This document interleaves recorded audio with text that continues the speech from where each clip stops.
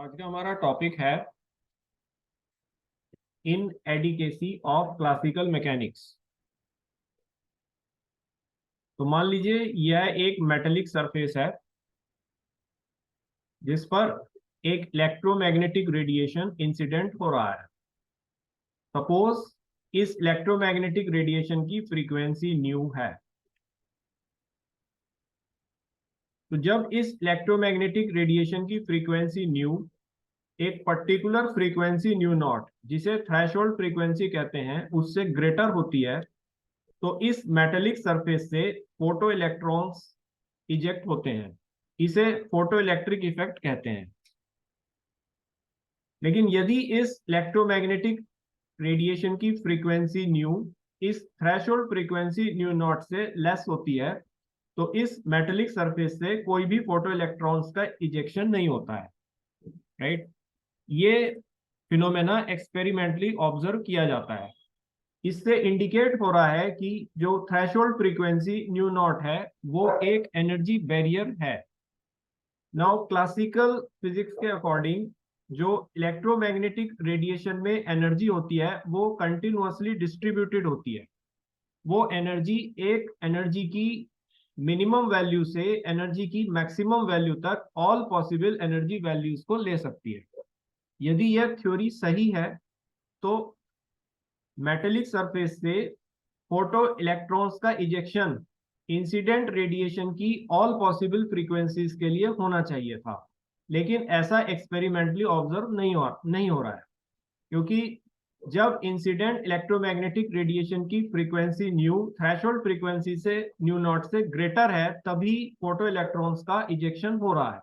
तो classical physics की जो थ्योरी है वो फोटो इलेक्ट्रिक इफेक्ट को एक्सप्लेन नहीं कर पा रही है। दूसरा ऑब्जर्वेशन ये देखा जाता है फोटो इलेक्ट्रिक इफेक्ट में कि जो फोटो इलेक्ट्रिक करंट होता है वो इंसिडेंट इलेक्ट्रोमैग्नेटिक रेडिएशन की इंटेंसिटी के डायरेक्टली प्रोपोर्शनल होता है। ये ऑब्जर्वेशन भी क्लासिकल फिजिक्स की थ्योरी जो एनर्जी को इलेक्ट्रोमैग्नेटिक रेडिएशन में कंटिन्यूअसली डिस्ट्रीब्यूटेड मानती है उससे एक्सप्लेन नहीं हो पा रहा है। राइट, क्लासिकल फिजिक्स की जो तीसरी फेलियर है वो है कि क्लासिकल फिजिक्स से एटॉमिक स्टेबिलिटी को एक्सप्लेन हम नहीं कर पा रहे हैं। राइट, तो मान लीजिए यह एक एटम है जिसका सारा entire mass, almost entire mass जो है वो इसके सेंटर पर कंसंट्रेटेड है as positively charge nucleus. Suppose ये जो है एक नेगेटिवली चार्ज इलेक्ट्रॉन है जो इस पॉजिटिवली चार्ज न्यूक्लियस के चारों तरफ सर्कुलर ऑर्बिट में रिवॉल्व कर रहा है। तो पॉजिटिवली चार्ज न्यूक्लियस और नेगेटिवली चार्ज इलेक्ट्रॉन के बीच में एक इलेक्ट्रोस्टैटिक फोर्स ऑफ अट्रैक्शन लग रही है। ये electrostatic force of attraction negatively charge electron को सर्कुलर ऑर्बिट में मोशन को मेंटेन करने के लिए उसे नेसेसरी सेंट्रीपिटल फोर्स प्रोवाइड कर रही है जो कि सेंटर की तरफ डायरेक्टेड है। नाउ इस सेंट्रीपिटल फोर्स के कारण इस इलेक्ट्रॉन की जो वेलोसिटी है वो चेंज करेगी।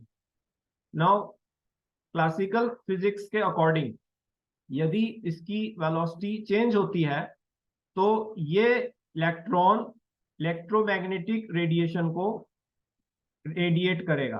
ठीक है, तो it will radiate the electromagnetic radiation. Now classical physics की थ्योरी के अकॉर्डिंग इलेक्ट्रोमैग्नेटिक रेडिएशन में जो एनर्जी होती है वो कंटिन्यूअसली डिस्ट्रीब्यूटेड होती है। तो अगर हम इस थ्योरी को इस केस में लगा रहे हैं तो इलेक्ट्रॉन जो है वो अपनी एनर्जी को कंटिन्यूअसली लूज करेगा। राइट, तो अगर इलेक्ट्रॉन अपनी एनर्जी को कंटिन्यूअस लूज करेगा तो उसका जो ये सर्कुलर ऑर्बिट है वो श्रिंक करेगा और अल्टीमेटली ये इलेक्ट्रॉन न्यूक्लियस में फॉल करेगा। तो इस तरह से ये जो एटॉमिक स्टेबिलिटी है उसको ये एक्सप्लेन नहीं कर पा रही है। तो क्लासिकल फिजिक्स की फेलियर है कि classical physics photo electric effect को एक्सप्लेन नहीं कर पा रही है। क्लासिकल फिजिक्स इस बात को एक्सप्लेन नहीं कर पा रही है कि फोटो इलेक्ट्रिक करंट जो है वो इंटेंसिटी ऑफ इलेक्ट्रोमैग्नेटिक रेडिएशन के डायरेक्टली प्रोपोर्शनल क्यों है। और क्लासिकल फिजिक्स से हम एटॉमिक स्टेबिलिटी को भी एक्सप्लेन नहीं कर पा रहे हैं।